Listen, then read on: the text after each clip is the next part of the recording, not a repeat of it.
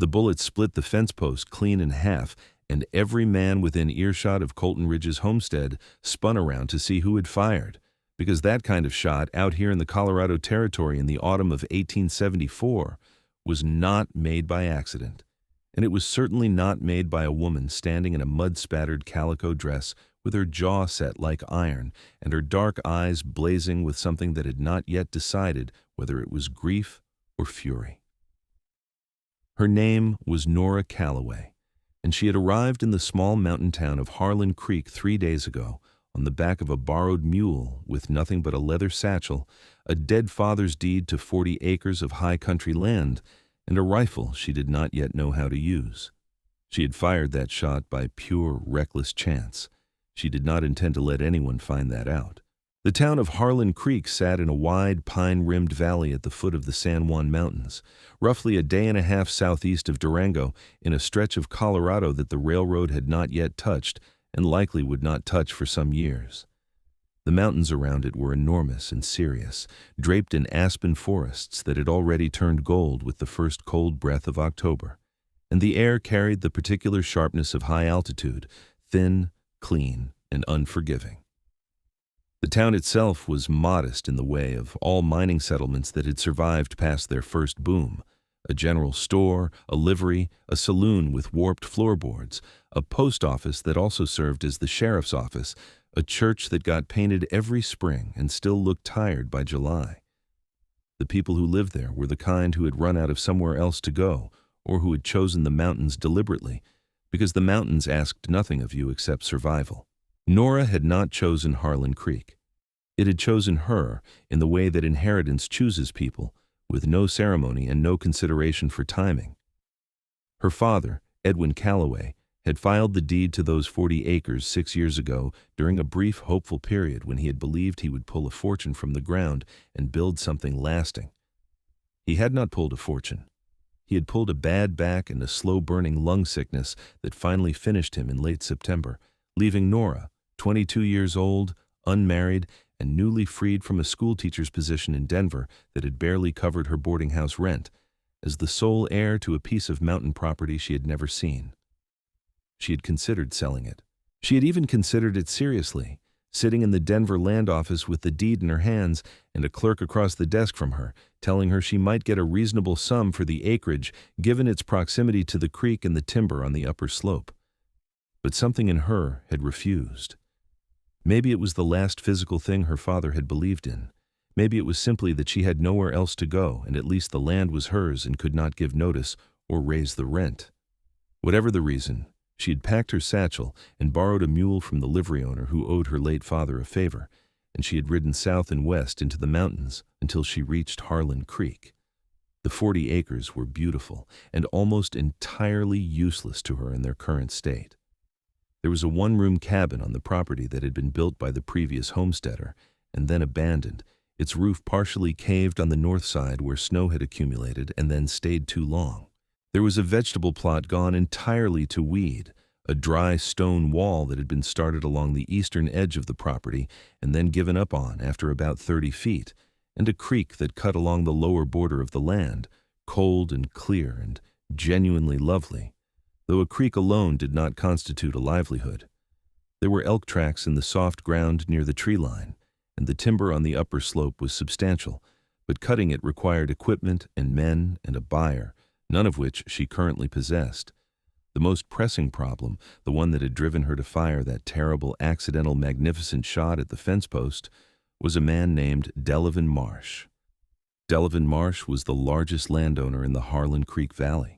He was a compact, well-dressed man of perhaps 50, with a silver-tipped mustache and the particular brand of quiet authority that comes from having made most of the people around you financially dependent on you over a long enough period of time.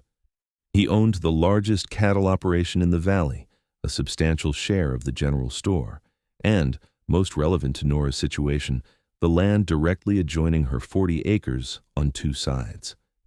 He had been trying to acquire her father's parcel for 3 years without success, and when Nora had arrived in town and presented herself at the land office, Marsh had appeared at her elbow within the hour, hat in hand, voice pleasant, eyes calculating, with an offer that was reasonable on its surface and entirely insufficient on closer examination. She had told him she would think about it. He had told her, with that quiet, untroubled voice of his, that the land was rough and the winter was coming, and a woman alone up on that high slope would find herself in considerable difficulty by February. He had not said it as a threat. That was the most unnerving part. He had said it as simple neighborly fact, the way you might tell someone the bridge downstream was out. And when she had gone up to the property and seen the condition of the cabin and the isolation of the slope and the first real bite of October cold in the air, she had understood that he was not wrong about the practical reality, even if his motives were entirely self-serving. She was standing on the track that ran past the lower boundary of her property when she had pulled the old Winchester rifle from its canvas wrapping for the first time. It had been her father's, kept in a corner of the cabin and loaded apparently for years without being fired. She had been intending to take it out and figure out how it worked, since she had decided, with the particular stubbornness that was her most dominant trait, that if she was going to live out here alone, she was going to learn how to feed herself, and that meant being able to shoot. She had not expected the thing to go off the way it did, with that tremendous kick that nearly knocked her off her feet, and she had not expected the fence post to disintegrate in so satisfying and startling a fashion, and she had not expected anyone to see it. But Colton Ridge had seen it.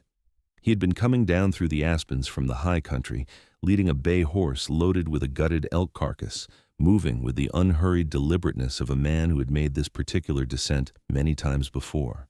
He was enormous, not in the soft, accumulated way of a prosperous man who eats well, but in the dense, fundamental way of someone who had been built up by years of hard physical work and mountain air and the simple demands of keeping oneself alive in a demanding landscape. He stood well over 6 feet with shoulders that belonged on a draft horse and forearms like twisted rope beneath rolled-back flannel sleeves despite the cold. His hair was dark and somewhat longer than fashion dictated. It curled slightly at the collar of his coat, worn from weeks in the backcountry, and his beard was full but trimmed close enough to reveal a jaw that was set in permanent, easy resolve. He had dark gray eyes the color of the mountains when a storm was building behind them, and they were currently fixed on Nora with an expression that was not quite amusement, but was certainly adjacent to it. He had stopped at the sound of the shot, and he stood now about 30 feet away, the bay horse behind him placidly ignoring everything, and he was looking at the remains of the fence post, and then at Nora, and then back at the fence post. "That was either the most precise shot I have seen in 10 years, he said, or the most accidental. His voice was low and unhurried, the kind of voice that had learned not to carry across mountain distances unless it needed to. Nora lifted her chin. "Does it matter which?" He considered her for a moment. "Depends on what you plan to do next." "I plan to keep practicing," she said, which was truer than anything else she could have said in that moment. Something shifted in his expression, not quite a smile, but the preliminary condition of one.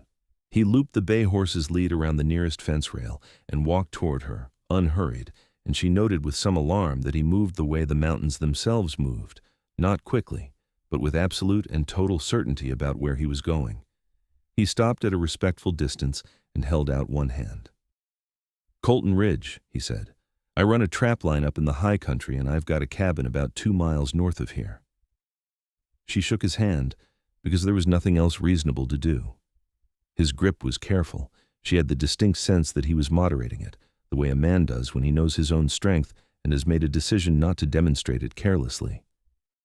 "Nora Calloway," she said. "I own the 40 acres behind me." "Edwin Calloway's daughter," he said without surprise. "You knew my father." "Met him twice. He came up to buy venison from me the first winter he was here, and once the second year when his mule went lame and he needed to borrow a horse to get to Durango." He paused. "He talked about you. Said you were stubborn as a mountain goat and smarter than he deserved." Something in her chest contracted sharply and then released. She had not expected to hear her father described so accurately by a stranger, or so gently. "He was right about both," she said, and her voice was steady, which she was proud of. Colton looked at the Winchester in her hands and then at the ruined fence post. "You planning to hunt or just discourage visitors?" "Both, probably," she said. I have 40 acres and a half-collapsed cabin and no money to hire anyone to repair it. I need to be able to feed myself through the winter if I am going to stay." "And are you going to stay?" She looked at him directly.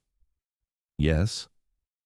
He studied her for a long moment with those gray storm cloud eyes, and then he nodded once, a short, decisive motion, as if he had just settled something internal. "I will show you how to shoot," he said. She blinked. "I did not ask for that." "I know. I am offering." He glanced at the Winchester. "That rifle has a kick that will bruise your shoulder if you are not braced right, and if you are hunting in this country you will not always be shooting at something stationary. Deer do not hold still the way fence posts do."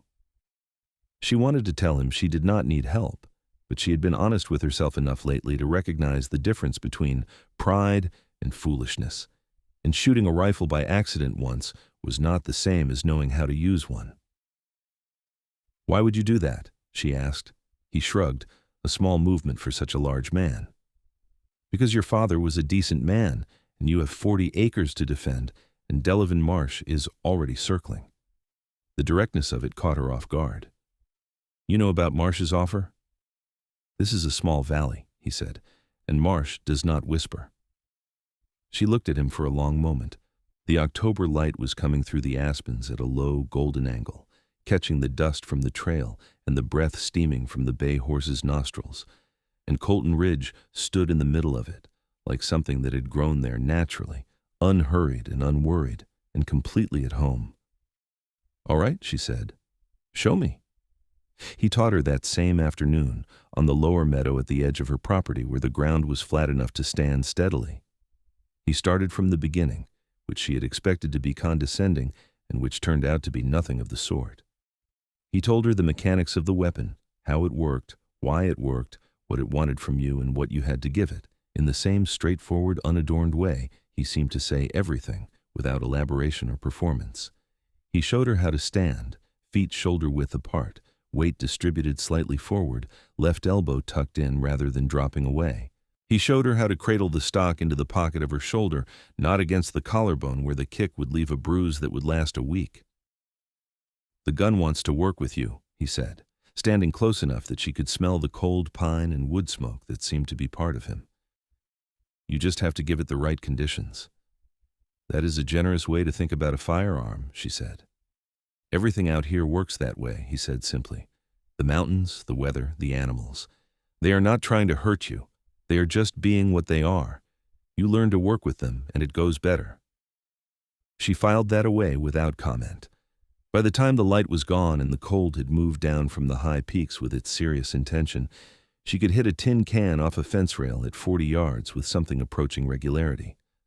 Her shoulder ached, and her fingers were numb, and she was entirely and completely exhilarated in a way she had not expected. "Tomorrow morning," he said, retrieving the tin cans and setting them in a line on the rail again for good measure. "You should practice with moving targets. I will leave a few of these cans on a string, and you can practice swinging the barrel." "You do not have to come back," she said. "You have your own work." "I will come back," he said, in that same tone that was not a boast and not a challenge, just a statement of fact from a man who said what he meant and meant what he said. He went back up into the aspens with his elk carcass and his horse, and Nora stood in the cold meadow holding the warm rifle and watched him go and felt something she did not immediately have a name for. It was not gratitude exactly, though there was gratitude in it. It was something more fundamental, the feeling of standing on ground that had just proven itself solid. She walked back to the cabin and lit the fire she had spent the better part of an hour building that morning. And she sat in the orange light and thought about her situation with as much clear-eyed honesty as she could manage. She had the land. She had the rifle. She had $40 in coin sewn into the hem of her second dress. She had the winter coming down off those mountains like a freight wagon with no brakes. And she had, apparently, a neighbor. Colton came back the next morning as he had said he would, appearing out of the aspens at the edge of the meadow just after sunrise, with his long stride and a paper-wrapped package that turned out to contain a side of venison from the elk he had been transporting the day before. "You did not have to bring food," she said. "The elk was already dead," he said. "It does not cost me anything to divide it." She cooked it that evening over the fire, She had found her grandmother's recipe for a simple stew in the bottom of her satchel, written in her grandmother's neat tilted hand, and it was the best meal she had eaten in weeks. She offered him a bowl, and he accepted it without ceremony, and sat across the small table from her in the cramped cabin and ate it in the steady, appreciative way of someone who has spent weeks eating trail food and genuinely values a hot meal. They did not talk much that first evening. She noticed that he did not fill silence unnecessarily. He sat comfortably in it, which was unusual and she found restful. Most people she had known in Denver had an anxious relationship with quiet, as if it needed to be immediately patched over before something uncomfortable could get through. Colton Ridge sat in the quiet the way he sat in the mountains, as if it was simply where things were supposed to be. She taught him the lesson about the sunset entirely by accident on the 5th evening after they had met. She had finished her rifle practice for the day. She was getting genuinely good now, which surprised her and clearly pleased him in the understated way that everything pleased him. And she had gone to sit on the flat boulder at the upper edge of the property, the one that looked west over the valley and straight at the mountains. The sun was going down behind the peaks in a way that Colorado October sunsets had the particular gift of doing, slowly and with total commitment, painting the sky in impossible colors, deep orange and rose and a purple so intense it seemed to vibrate. She'd been sitting there for about 10 minutes when she heard him behind her, heading toward the trail that would take him north to his cabin. "Colton," she said without turning around. "Come sit down." A pause. "I've got work to finish before dark." "The work will still be there," she said. "Come sit down, just for a minute." She heard the sound of his boots on the dry grass, and then he was sitting beside her on the boulder, not close but present, and for a moment she felt him settle in the particular restless way of a man who feels he should be doing something and is not. His hands moved once on his thighs, and then stilled. "Now watch," she said. He looked west. The sun was just touching the high ridge of the mountain across the valley, and the light was doing extraordinary things, catching the aspen gold below the ridge and turning it into something that was no longer merely a color, but an experience, a whole warm language spoken in pure light. The shadow was moving slowly up the valley floor, cool and blue, while above it everything burned. She watched him watch it. She had always loved that, watching someone see something beautiful for what might be the first time.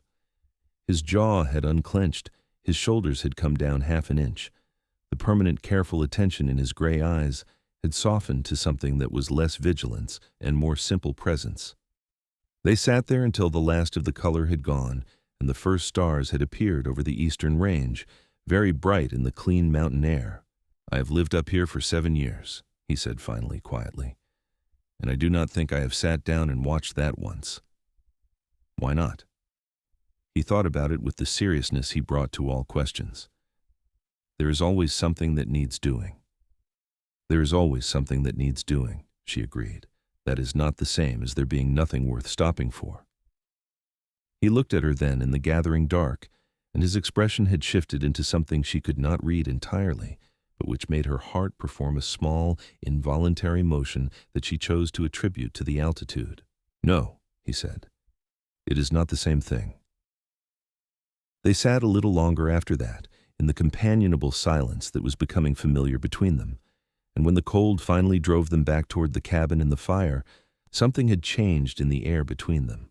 Or rather, something that had been present all along had finally settled into plain sight, where they would both have to acknowledge it eventually. The rifle lessons continued every morning. He was, she quickly realized, a remarkable teacher, patient without being indulgent, specific without being pedantic, and possessed of the rare quality in a teacher of being able to tell when a student had reached the limit of what one session could hold and knowing when to stop before it became discouraging. He had spent years reading landscape and animal behavior and weather, and he brought the same quality of attention to watching her learn. He could see the exact moment when she was tiring or losing confidence, and he adjusted accordingly, either by ending the session or by switching to a shorter distance target to rebuild her accuracy before finishing. "You are a natural at reading the wind," he told her one morning, watching her make a clean shot across the meadow with a crosswind blowing. "A lot of men never get that instinct and they spend their whole lives overcompensating. You have it. She lowered the rifle and looked at him with a slight frown. I'm not entirely sure that is a skill I expected to have. Skills do not ask permission, he said. They just show up where they show up. She was discovering, a natural at the patience the rifle demanded, the ability to wait and breathe and see clearly before committing, to not rush the shot. She suspected this had something to do with the years she had spent as a school teacher, learning to observe 30 children at once and identify exactly which one was about to do something inadvisable before they did it. Colton, for his part, confirmed this theory. Teaching and hunting use the same part of the brain, he said when she told him about the school-teacher connection, paying attention, not deciding in advance what you were going to see. He was increasingly easy to talk to, which was the most surprising thing about him. She had expected the mountain man's solitude to have made him taciturn to the point of near silence, and while it had certainly made him economical with words, it had also made the words he did use precise and considered in a way she found deeply satisfying. He said things that were worth hearing. He did not fill space with noise for the sake of it, and when she said something that interested him, he engaged with it fully and seriously, as if what she thought genuinely mattered, which it had not always done in her experience of men. The cabin became a project between them by degrees, without either of them formally proposing it. He came one morning with fresh-cut cedar shingles, and she came out to see what he was doing, and found him on the roof, already pulling off the damaged section, with the efficient certainty of someone who has repaired many roofs and finds the work straightforward. You do not have to do this, she said, standing at the base of the ladder in her work dress with her arms crossed. The roof will let the snow in by December, he said, not pausing. After that you will be dealing with rot in the beams. She stood there for a moment longer, and then she said, Tell me what to do and I will help. He looked down at her with what she had come to recognize as approval, a quiet thing in his eyes, brief and warm. Get up here then. They worked side by side through the morning, her passing shingles and him driving the nails with a few assured, powerful blows each, and by noon the north section of the roof was solid, and she had learned more about basic construction than she had known in her entire life. He did not talk down to her about the work. He explained what needed to be done and why. And when she asked questions, he answered them properly. And when she made a suggestion about the angle of the new support beam that turned out to be correct, he accepted it without fuss and adjusted accordingly. You were right about the angle, he said later, when they were eating their midday bread and dried meat on the cabin steps. I know, she said, and he laughed. A real one, low and genuine, that she had not heard from him before, and which hit her somewhere behind the sternum with surprising force. She had been watching him, she realized, in the way she had been watching the sunset, without pressure, without agenda, taking in what was simply and genuinely there. And what was there was a man who was fundamentally good in the particular, unconsidered way that some people are, not because they had decided to be good, but because it had never seriously occurred to them to be otherwise. He was careful with the land, careful with animals, careful with her, not overprotective, not condescending, but attentive in the way a man is attentive when he genuinely respects what he is dealing with. He checked on the bay horse twice during their morning work. He noticed when the fire in the cabin was running low before she did, and banked it up without comment. When a late-season bee came and landed on her hand while they were eating, and she went perfectly still, he simply waited beside her, unhurried, until it decided to leave. You're not afraid of it, he observed. No, she said. I grew up on a farm outside of Springfield for the first 12 years. You learn the difference between things that mean you harm and things that are simply present. He looked at her with that gray regard. Springfield, Illinois? Yes, my father moved us to Denver when I was 14, after my mother died. He thought the city would be better for me. She paused. He was wrong about that, but he meant well. He usually did, Colton said. And the simplicity of it, the fact that this man who had met her father twice had seen him clearly enough to make that observation accurately, was a small, aching gift. They were coming back down from the upper slope one afternoon in the second week.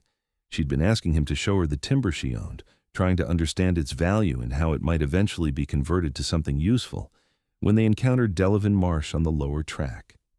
He was on horseback with two of his hired men, which Nora had learned was his preferred way of conducting any business that he expected might require persuasion. Marsh took in the sight of her and Colton together, the rifle slung over her back, Colton walking half a step behind and to her left in the unconscious way of a man who has positioned himself with instinctual protectiveness. And something moved briefly across his face, too swift to be certain of, but too deliberate to be accidental. "Miss Calloway," he said pleasantly, "I was hoping to call on you today. My offer still stands." "My answer still stands, Mr. Marsh," she said. He glanced at Colton with a studied casualness. "Ridge, I didn't know you'd taken an interest in the Calloway property." "I take an interest in my neighbors," Colton said. His voice had not changed from its usual steady register, but there was something underneath it that was very still and very clear, the way a mountain pool is clear, all the way to the bottom and cold. Marsh's expression remained pleasant. "Miss Calloway, the offer I made you was more than fair. The property needs significant work, as I am sure you have discovered, and the winter up at that altitude is—" "I know what the winter is," she said. "I thank you for your concern." "And the nearest help," Marsh continued as if she had not spoken, "is a considerable distance in the event of any difficulty. A woman alone—" "She is not alone," Colton said. It was said quietly. It was not said as a declaration or a threat or a boast. It was said in the same tone as he said everything, as simple fact, and yet it carried something in it that made Marsh's two hired men shift almost imperceptibly in their saddles and made Marsh himself recalculate something behind his pleasant eyes. "I see," Marsh said. The silence stretched for a moment, long enough to establish who was comfortable in it and who was not. Colton stood in it as easily as a tree stands in wind. Marsh tipped his hat. "The offer remains open, Miss Calloway. Think carefully." He turned his horse and rode back down the track with his men, and Nora watched him go and felt the particular cold anger of someone who has been underestimated recently and at length. "He will not give up," she said. "No," Colton agreed. "He does not know how." He looked at her. "But he is also not stupid enough to do anything that could be turned against him in a legal proceeding. Your deed is registered and filed. Your land is yours. As long as you are here, and it is clear you intend to stay, there is nothing he can actually do." "And you intend to make it clear that I am not alone in this," she said. He looked at her steadily. "Is that something you object to?" She thought about it honestly. "No," she said. "No, I do not." They walked back to the cabin together in the low October light, and she was aware of the warmth of him walking beside her, that solid, unhurried presence, and she thought about the things people needed from the wilderness and from each other, and how often they were the same things, something steady, something true, something that could be counted on not to flinch. That evening, by unspoken mutual agreement, they sat on the boulder again and watched the sunset. This time he sat down without waiting to be asked, and a little closer than the first time, close enough that their shoulders were nearly touching. She did not move away. The sky performed its nightly miracle in reds and golds, and the mountains were purple giants against it, and the cold came down with the dark, and she wrapped her coat tighter, but did not suggest they go inside. "Tell me about the trapping," she said. "You said you have a line in the high country." "Beaver mostly. Up along the creek runs above the tree line," he said. "Marten and mink some years. It is not what it was in the 40s and 50s. The beaver have been trapped hard for 30 years and the prices have come down, but it pays for my powder and shot and coffee and enough over that I can put some by." He paused. "I built the cabin 6 years back.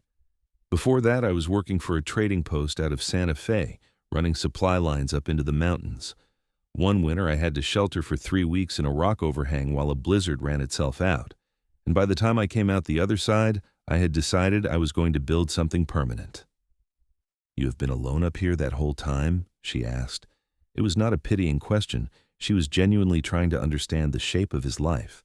"Mostly," he said. "There's a Ute camp about 12 miles north that I trade with.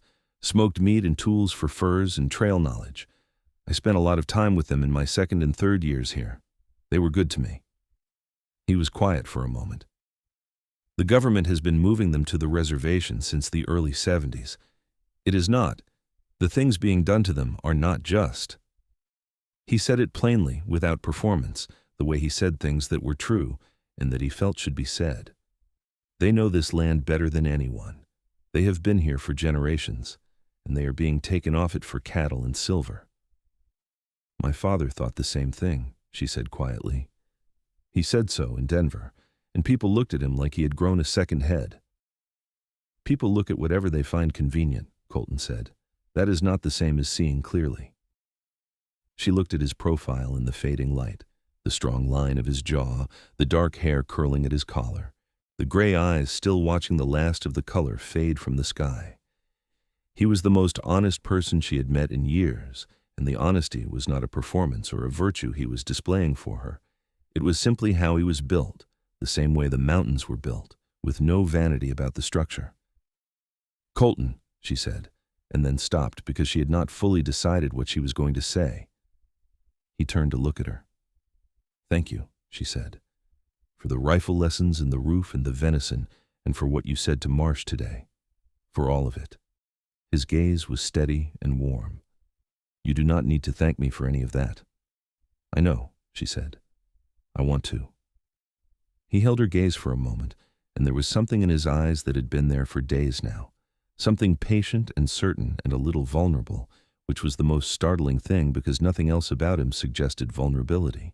He looked like a man who was waiting very carefully and very deliberately, a man who had decided that this particular thing was worth being patient for.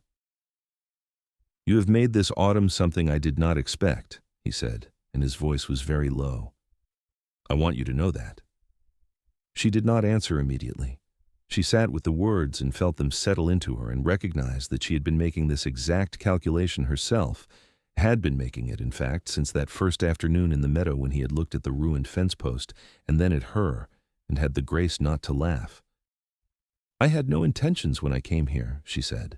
I came because there was nowhere else to go and because my father had believed in this land and I could not let that be nothing. I did not expect... She stopped and started again. I did not expect you. Something in his expression moved like water. Nora. I know, she said. Do you? Yes, she said simply. I think I do.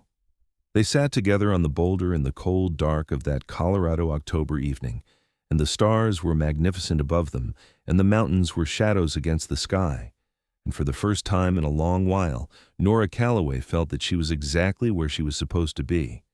The first snow came in the second week of November, which was not early for the San Juan Mountains but was serious about itself. Not a dusting, but a real, committed snowfall that laid 6 inches on the valley floor and twice that on the upper slope of her 40 acres. She woke to find the world rearranged in white and the fire burned down to coals, and she rebuilt it and stood at the door looking out at a landscape that was both beautiful and absolutely indifferent to whether she found it so. Colton came through the snow at mid-morning carrying a load of firewood that represented perhaps 3 days of serious winter heat, and he restacked it under the overhang of the cabin eave where it would stay dry. And when she came outside to help, he handed her logs without comment, and they worked together in the cold until it was done.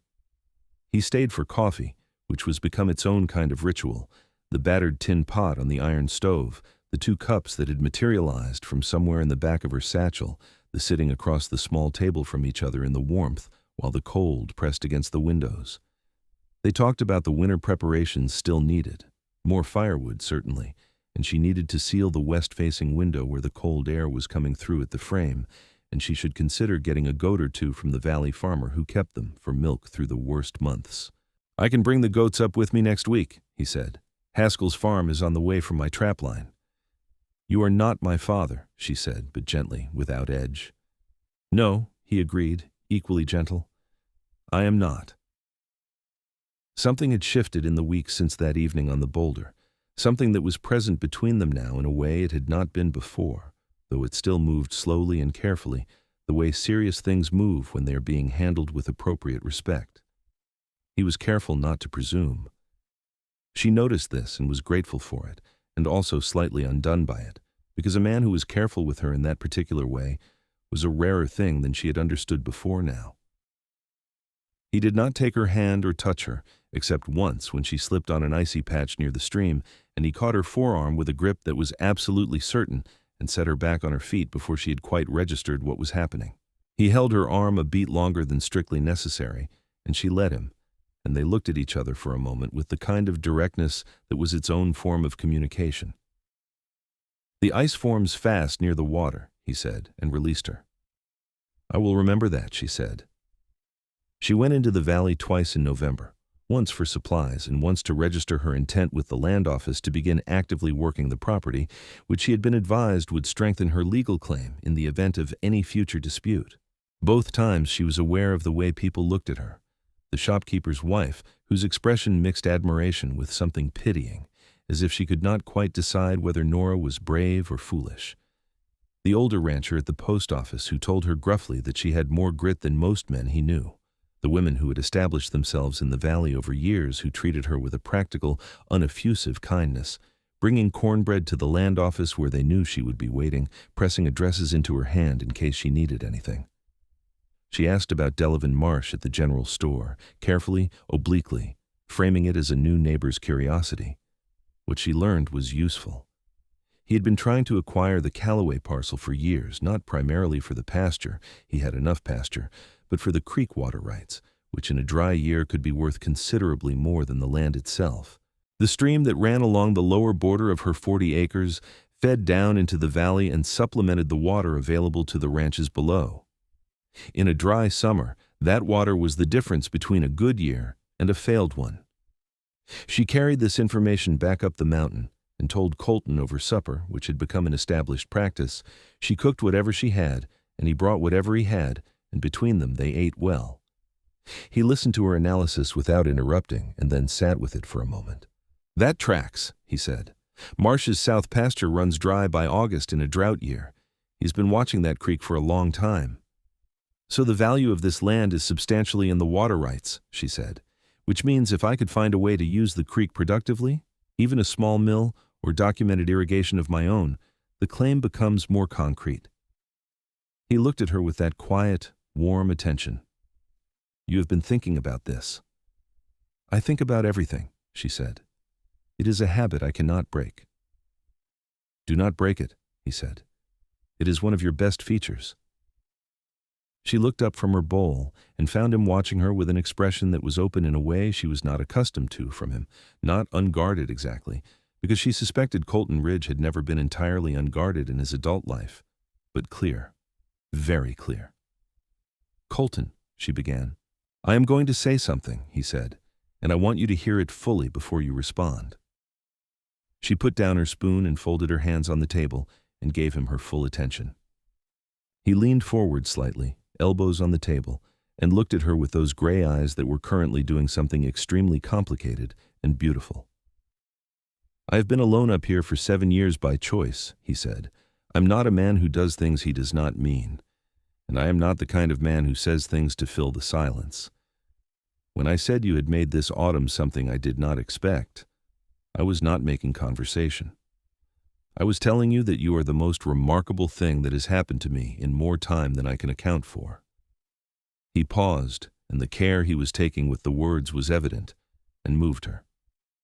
"I do not know what you intend for this land or for your life beyond this winter, and I will not ask you to change any of that, but I want you to know what I feel, clearly, so that you do not have to guess."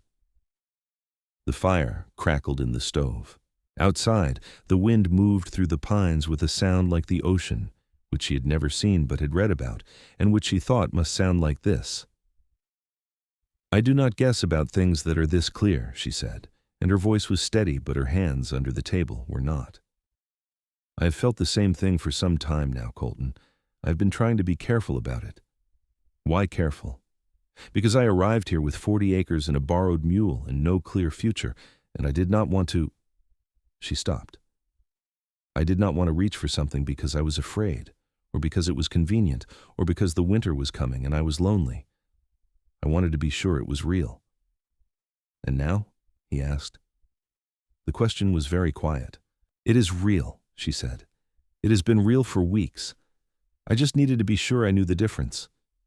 He reached across the table and took her hand in his, and his hand was large and warm and entirely steady, and she looked down at it and then up at his face, and felt something in her chest open with the inevitability of spring following a hard winter, not sudden, not violent, but complete and unstoppable and full of extraordinary light.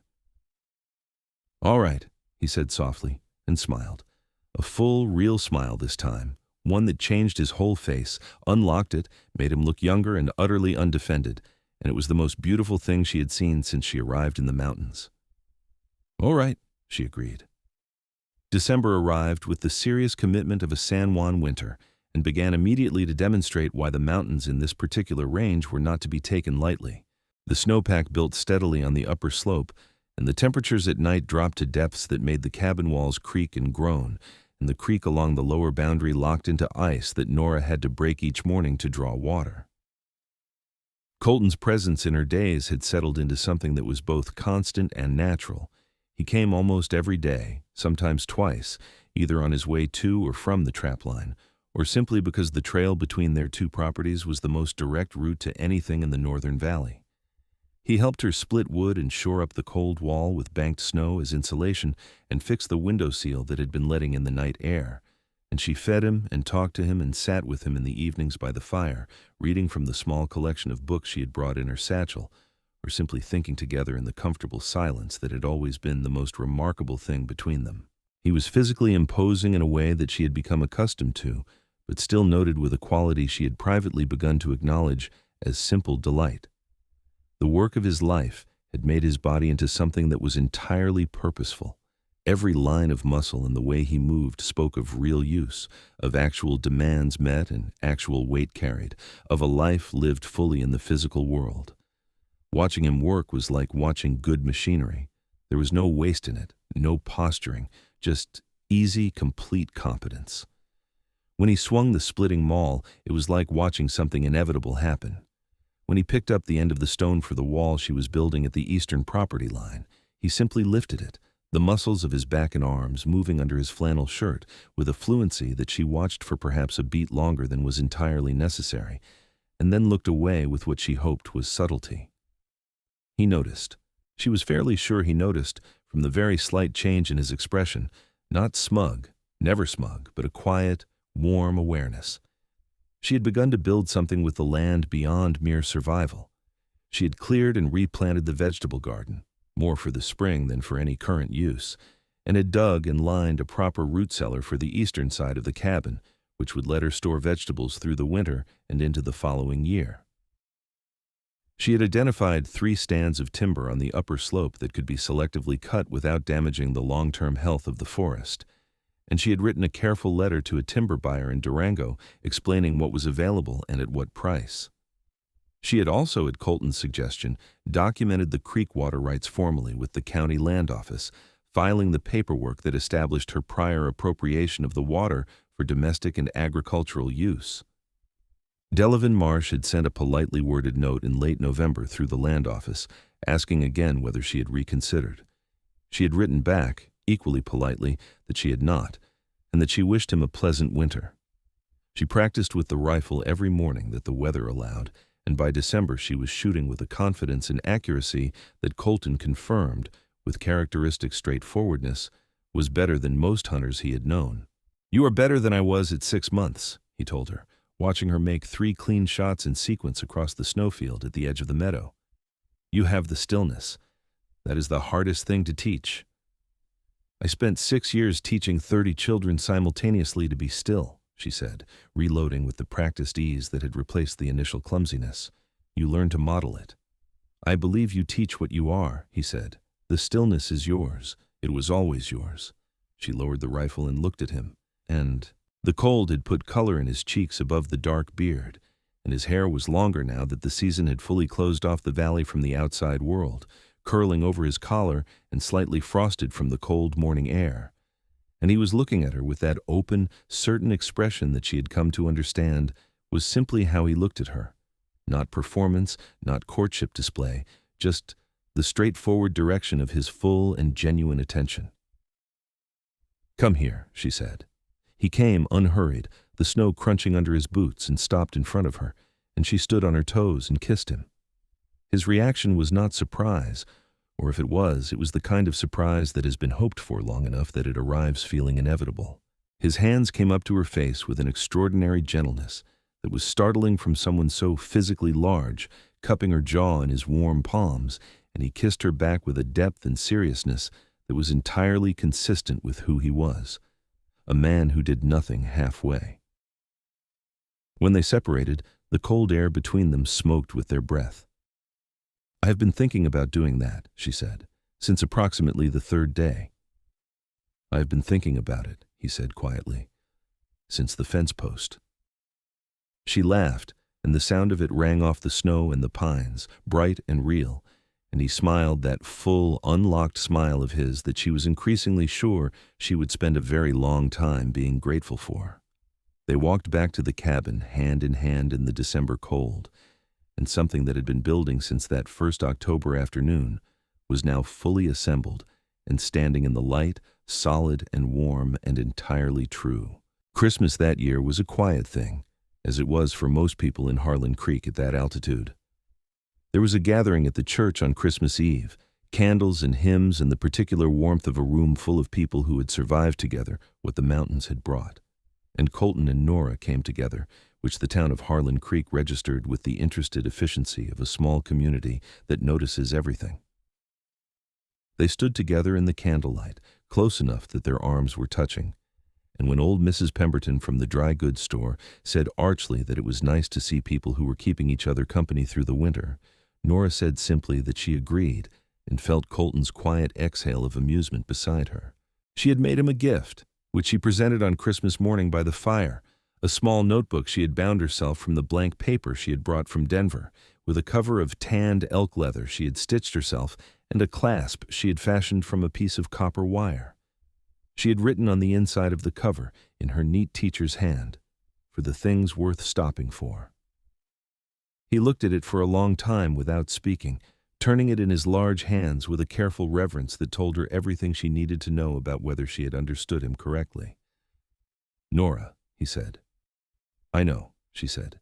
He had brought her 3 things: a pair of lined leather gloves that fit her hands precisely, which told her he had been paying an extraordinary amount of attention, a bag of good coffee beans from the general store's last supply before winter closed the road, which was an entirely practical and perfect gift, and a folded paper that turned out to be a detailed map. He had drawn himself of her 40 acres, including the timber stands identified by type and approximate volume, the creek route with the point of highest flow marked, the best sites for a future structure, and the animal trails and feeding grounds he had observed on her property over the years. It was meticulous and beautiful, and represented a kind of intimate knowledge of her land that was, she thought, the most loving gift she had ever received. "You have known this land longer than I have," she said. "Your father's land," he said. "Yours now. I thought you should see it the way I see it." She leaned against him, sitting beside him on the short bench by the fire, and he put his arm around her, and she felt the extraordinary solidity of him, that mountain-made warmth, and thought about what it was to be truly in the right place. "I'm not going anywhere," she said. "I want you to know that. This is not temporary. The land is mine, and I intend to make something real of it, and—" she paused. "And whatever this is between us, I am not treating it as temporary either." His arm tightened slightly around her. "I know that," he said. "I have known it about you since before you knew it yourself." "You are remarkably certain of things," she said. "Only the things that are worth being certain of," he said.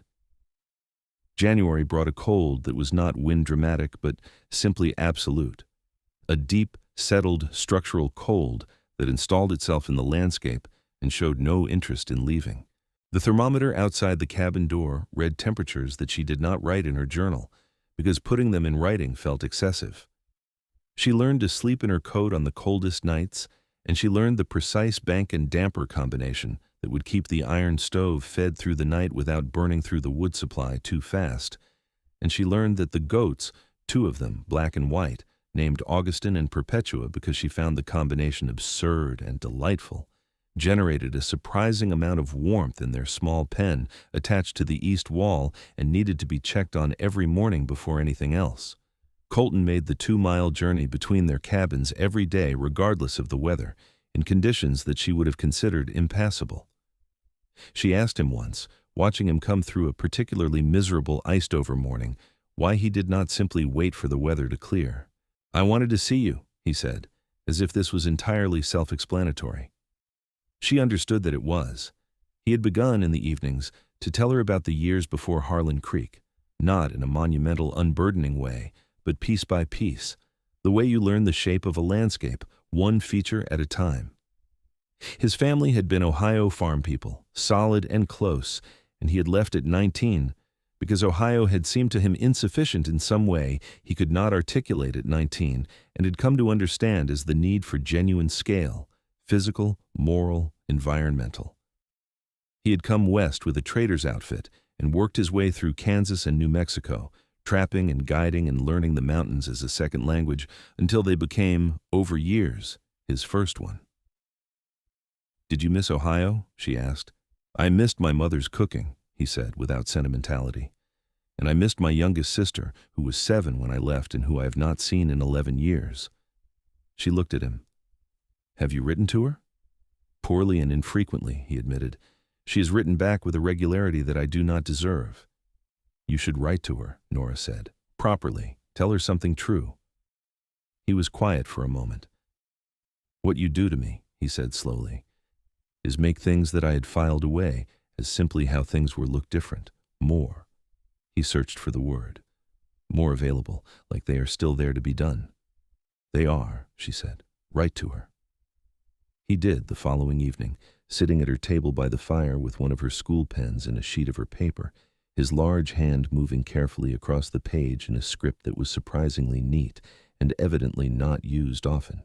She worked on her own correspondence, the letter to the Durango timber buyer, now revised for the 3rd time, and they sat in the lamplight in the close warmth of the cabin, working side by side, and it was one of the most domestic and quietly perfect evenings she had experienced. In late January, a rider came up from the valley with word from the land office. Delevan Marsh had filed a challenge to her water rights claim, alleging prior appropriation on the basis of a document he claimed predated her father's filing. It was not, the writer explained carefully, a strong claim. The land office agent had already noted inconsistencies in the dates on Marsh's document, but it would need to be responded to properly, which meant a trip to Durango to consult with the Territorial Land Authority before the spring thaw opened the roads properly. Nora sat with the notice for a long time after the writer left, reading it carefully, and felt a cold anger that had nothing to do with the temperature outside. Colton read it when he arrived that evening, and his expression went very still in the way that she had learned, meant he was thinking carefully and keeping his reaction contained. "His document is dated 1866, he said. "Your father filed in 1868. If Marsh's document is genuine, it complicates the case." "But you said the land office noted inconsistencies." "Yes, which means someone looked at it and had doubts. That is meaningful." He set the notice down. "Durango is 3 days on horseback from here in February. The road is possible, barely, but it has to be done before the next major snowfall closes it." "Then we go before the next snowfall," she said. He looked at her with an expression she could not immediately read, and then said, "You are not frightened by any of this." "I am absolutely frightened by all of this," she said. "I'm just not going to let that change what needs to be done." He smiled slowly. "That's exactly the same thing." They left for Durango 4 days later, on a morning when the sky was clear and hard and the snow on the road was packed and navigable. Colton had a good mountain horse that could manage the road in winter, and Nora rode alongside on the mule that had become substantially more cooperative since she had learned to handle it with the same patience she brought to the rifle. The journey took 3 days as he had estimated. The first night they sheltered at a stage roadway station, the second at a small ranch whose owners welcomed them with the particular hospitality of mountain people who understand that travelers need help and may someday need it themselves. Durango was larger and louder than she remembered from Denver. It had that particular energy of a town actively constructing itself, the sound of hammers and mule teams and commerce. The Territorial Land Office was a solid brick building on the main street, and the agent there was a careful man named Whitmore, who had clearly been doing this work for long enough to have seen every variety of claim dispute that the frontier had to offer. He examined Nora's documentation and then Marsh's challenge, and after 40 minutes of cross-referencing and note-taking, he set his pen down and told her, with the measured satisfaction of a man who appreciates precision, that the date on Marsh's document had been altered.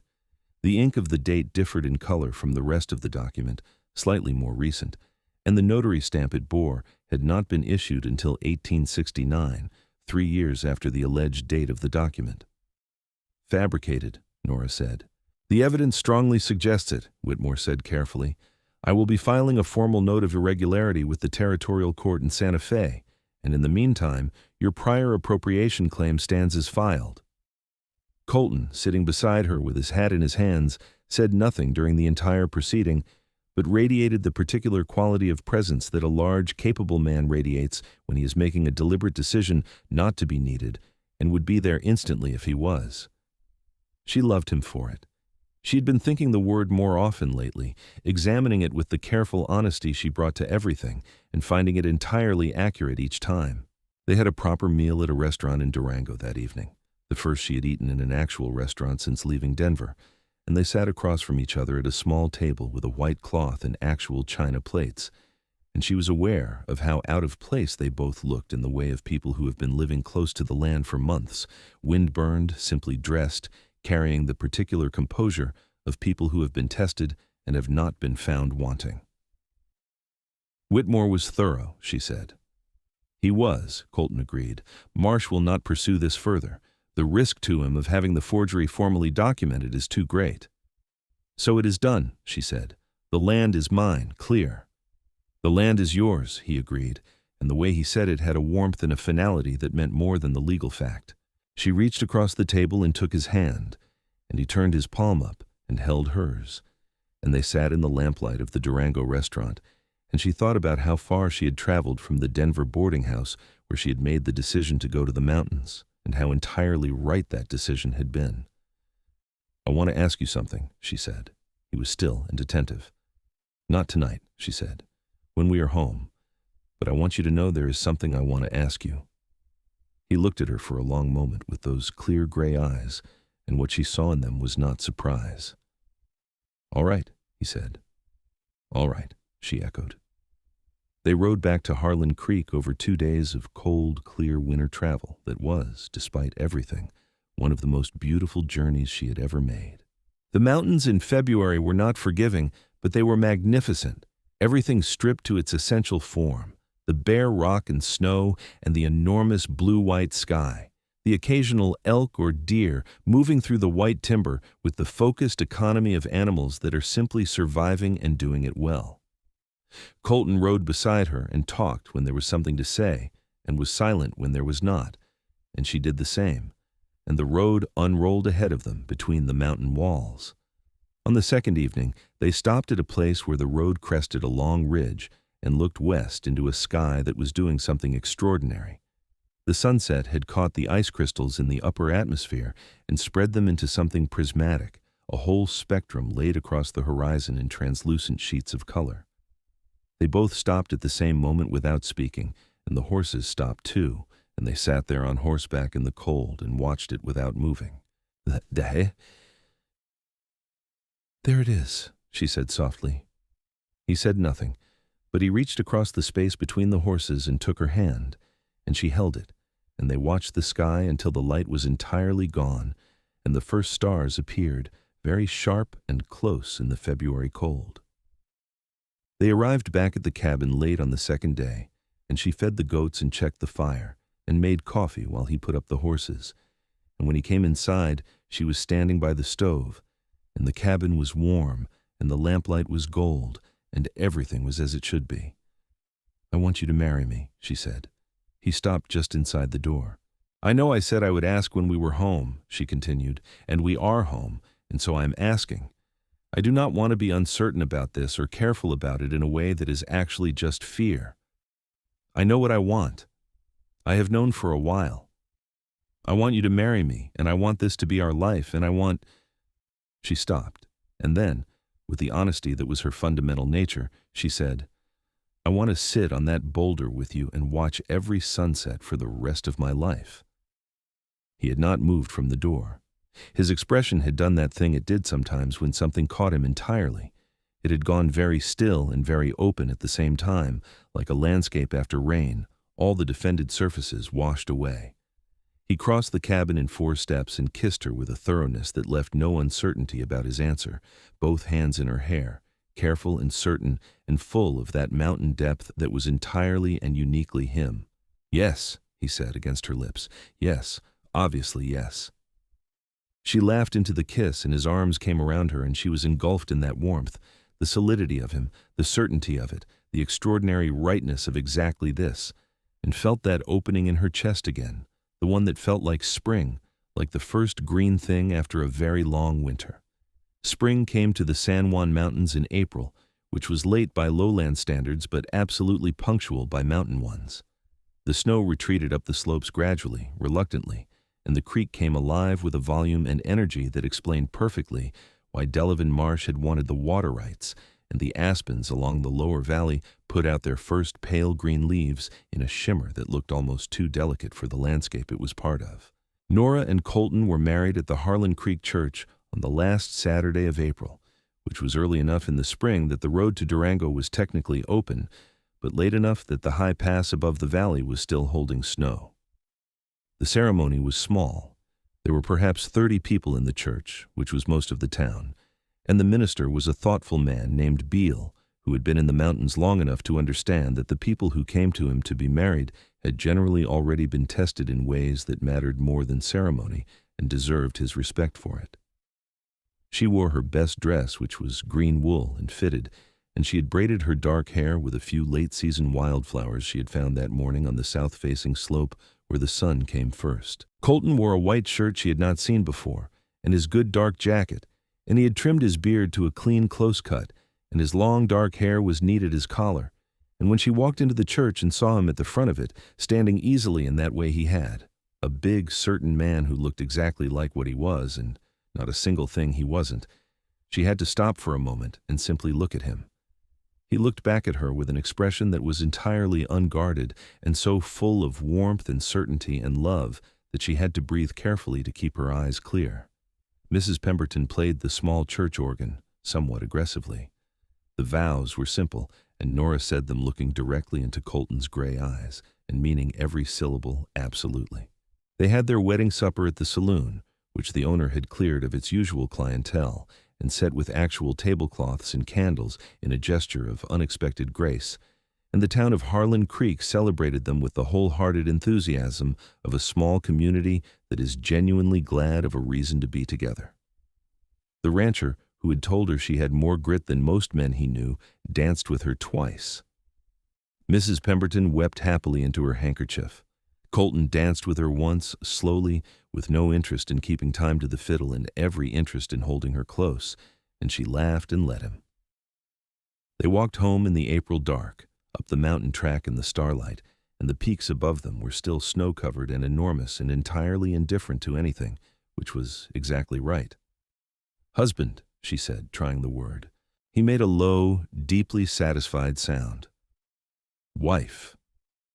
She squeezed his hand and he squeezed back, and they walked on through the spring night toward the cabin that was now fully theirs together. Summer arrived in June, and with it the work that the land demanded.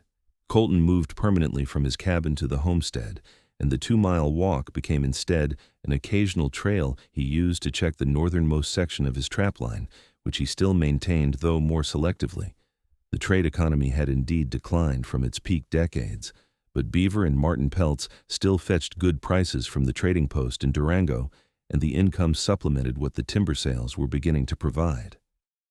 He had also, in the winter months, been in correspondence with a Denver outfitter about guide work, leading parties of sportsmen into the high country for elk and mule deer, which would begin to pay by the following autumn. Nora's vegetable garden was producing, slowly but with genuine promise, and the root cellar she had built over the winter held its cool even through July. She had also begun, with remarkable decisiveness, to teach reading and arithmetic to 4 children from valley families who had no access to school. An informal arrangement conducted 2 mornings a week at the cabin table, which had expanded by August to 7 children, and which the parents compensated with eggs and smoked meat and occasional labor. "You're running a school," Colton observed one evening, surveying the cleared table with its abandoned slates and chalk. I'm teaching children to read, she said. That is different. How is it different? A school would have a proper building, she said, and the way she said it made him look at her with narrowed eyes. You're thinking about a building, he said. The east slope of the upper timber stand, she said. There's a flat area where the drainage is good and the southern exposure gives light through most of the day. We could cut 12 trees from the north section, the ones I marked in February, and have enough timber for a small structure. He was quiet for a moment. You've been planning this for a while. Since March, she admitted. I wanted to see if the teaching arrangement worked before I proposed the structure. He looked at her with that complete warm attention.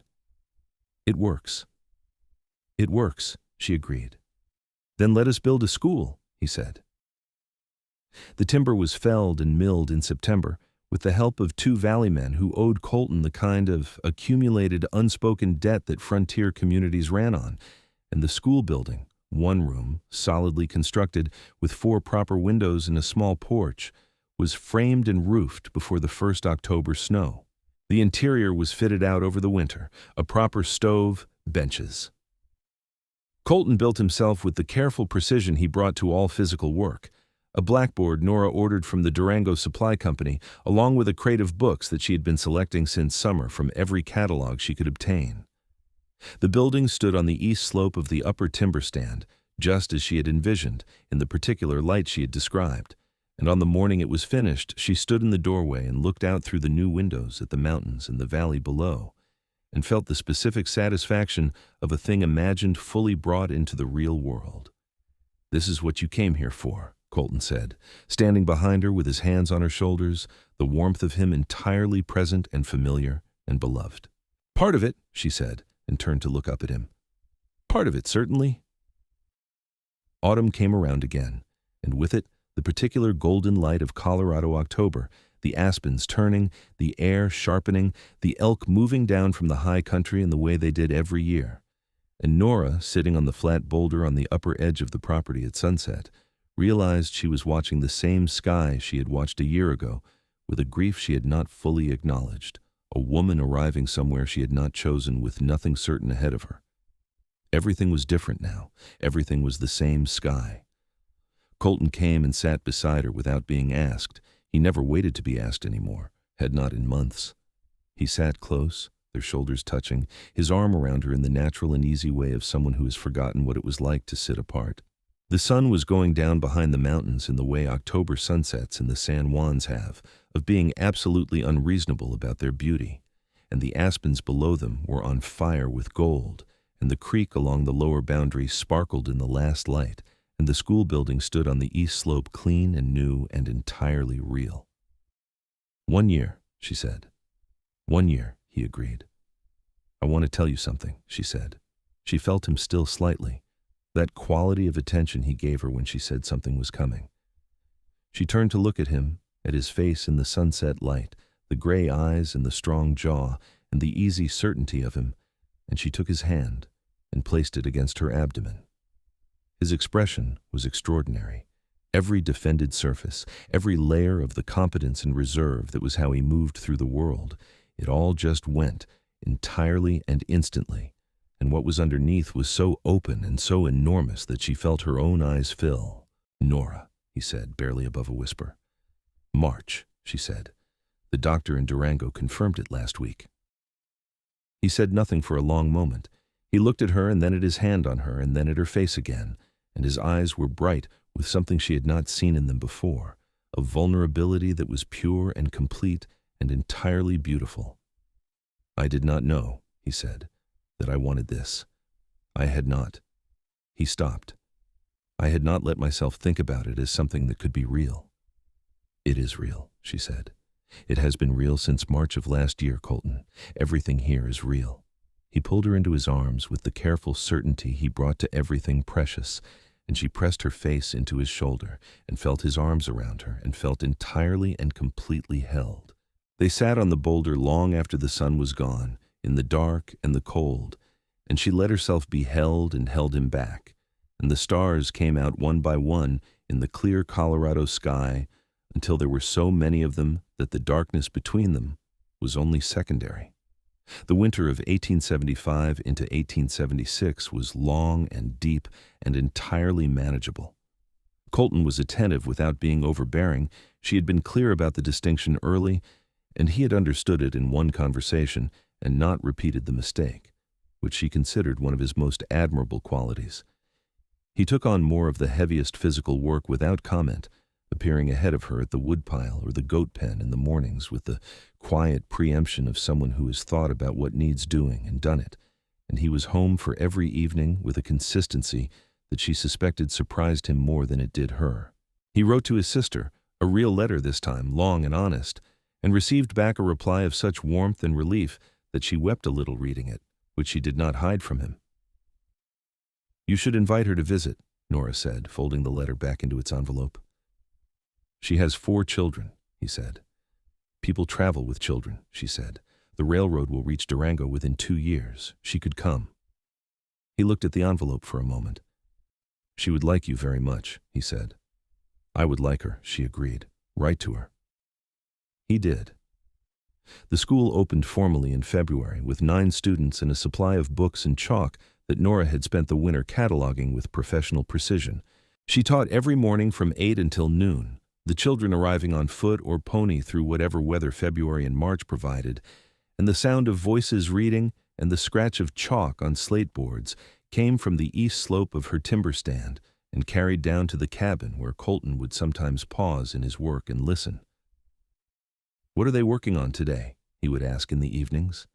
"Arithmetic," she would say, or geography, or "The boys are giving me difficulty about the handwriting, and the girls are showing them up as usual."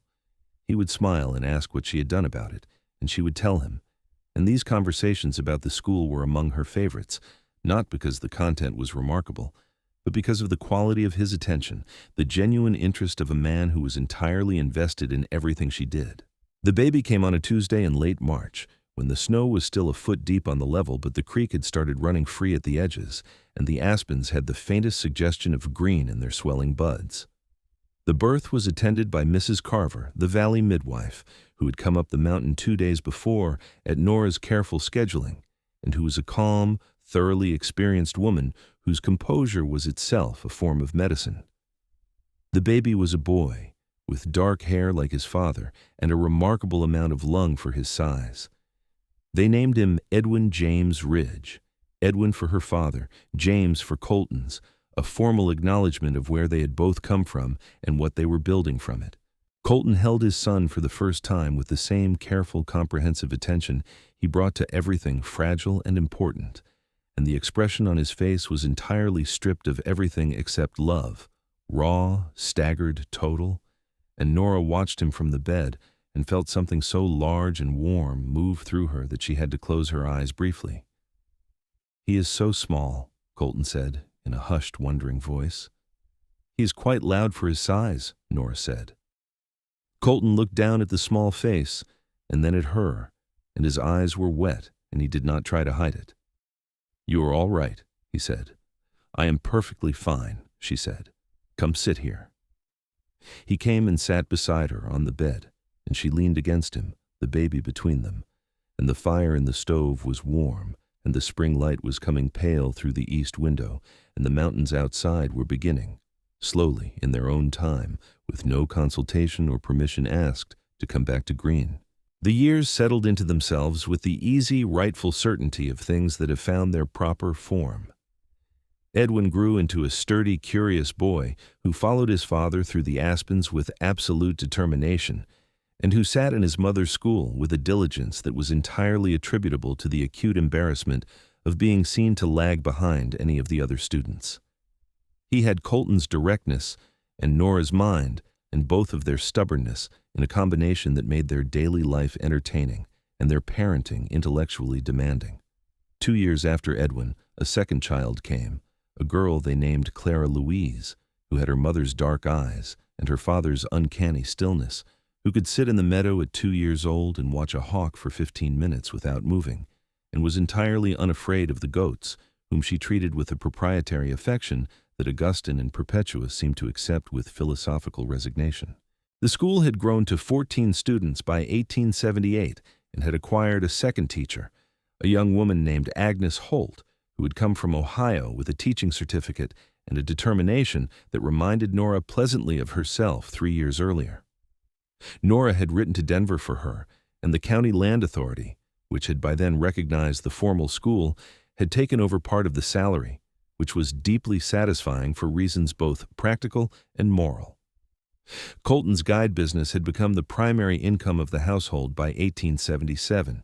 He led 3 or 4 parties a year into the high country, returning each time with the same weather and work composure, bringing with him stories told around the fire in the evenings that Edwin received with wide-eyed concentration, and that Clara received with the skeptical attention of a child who is already evaluating for internal consistency. Delevan Marsh sold his valley operation in 1877 and left for Denver, which the town received with the equanimity of people who had long since decided the matter was settled. His land was purchased by a pair of brothers from Kansas who were enthusiastic, capable, and not remotely interested in acquiring adjacent water rights. They became good neighbors. The creek continued to run clear and cold along the lower boundary of the property, documented and clean in the county records, feeding the valley below and nourishing the roots of the aspens along its bank, which in October became the impossible gold that Colorado makes without effort and without apology. On the October evening that marked 4 years since the first time they had sat together on the boulder and watched the sunset, they sat there again, the two of them, with Edwin asleep in the cabin under Agnes's supervision and Clara in her father's lap, drowsily regarding the colors above the western mountains with her mother's dark eyes. The sky was performing its standard extravagance, orange and rose and that deep vibrating purple, the mountains going shadow blue, the aspens below them gold beyond the expression of most human language. "I want to ask you something," Colton said. She looked at him over Clara's head. "After 4 years," she said, "you can ask me anything." "Are you happy?" he said. "Are you?" He thought for a moment, and she could see him working to be precise, the way he always was. "Is this what you wanted? Not what you settled for. What you wanted." She looked at the mountains and the light and the land below them, the school on the east slope and the cabin with its repaired roof and the creek along the lower boundary and the stone wall along the east edge that she had extended to its full length over 2 summers, and which was, she had to admit, a genuinely solid piece of construction. She looked at Clara in his arms, compact and warm, beginning to fall asleep against his broad chest. She thought about Edwin, who had already decided he wanted to know everything about everything and was only 5, and about the way he had come back from his first walk alone through the upper timber last week, with a stick insect in his palm and a look of pure discovery on his face that was so clearly both of them simultaneously that it had stopped her heart briefly. She thought about the rifle in the cabinet by the door that she could now use with a competence and confidence that had, 3 autumns ago, been pure accidental luck. She thought about the man beside her, the stillness she had taught him to inhabit, the strength he had taught her to rely on, the way they had taken each other's separate excellences and made something better of both. She looked at him. His gray eyes were warm and entirely serious, waiting for her honest answer the way he always waited, with the patience of a man who values truth over comfort. "This is what I wanted," she said. "This is precisely what I wanted, not what I expected, because I did not know enough to expect any of it, but yes, every single part of it." He exhaled slowly, and she saw something release in him, something he had been holding, some last careful doubt that he had been too honest to simply dismiss without verification. "Good," he said, and his voice was very low and entirely certain, "because this is the best thing that has ever happened to me, and I wanted to be sure you knew that." Clara made a small, sleepy sound and burrowed further into his chest. He held her with one arm and reached his free hand to Nora, and she took it and leaned against his shoulder and looked west where the last of the color was fading in ribbons of rose and gold above the peaks. Below them, Harlan Creek lay quiet in the valley, its lights beginning to appear one by one as the dark came on. The store, the church, the saloon, the new school that had its own lamp burning late while Agnes graded the week's arithmetic. The creek along the lower boundary caught the last of the light and held it for a moment, silver and cold, before the night covered everything in its impartial dark. The stars came out, sharp and numerous in the clean mountain air, the same stars that had been above this valley for 10,000 years before any of them had arrived, and would be above it for 10,000 more, entirely unmoved by the small, bright, mortal business of loving one another. "I'm going to tell Edwin tomorrow that I will take him up to the high country this weekend," Colton said, "if the weather holds." "He will not sleep tonight," she said. "I know," he said with that low, genuine laugh. "And Clara will demand to come. She can come when she is bigger." "You said that about Edwin and then took him at 4.5, she pointed out. "Clara is—" He looked down at his sleeping daughter. "She is different. She is exactly like you," Nora said. "That is why you are not ready." He was quiet for a moment and then said, "Fair." She laughed quietly and squeezed his hand and felt the squeeze returned, firm and warm, the hand of a man who had built and trapped and guided and repaired and carried through 7 years of mountain life, and who now, more than anything, most fundamentally, was this. Present, here. Hers. "Come inside soon," she said, beginning to stand. "I will have supper ready." 10 more minutes, he said, looking at the sky.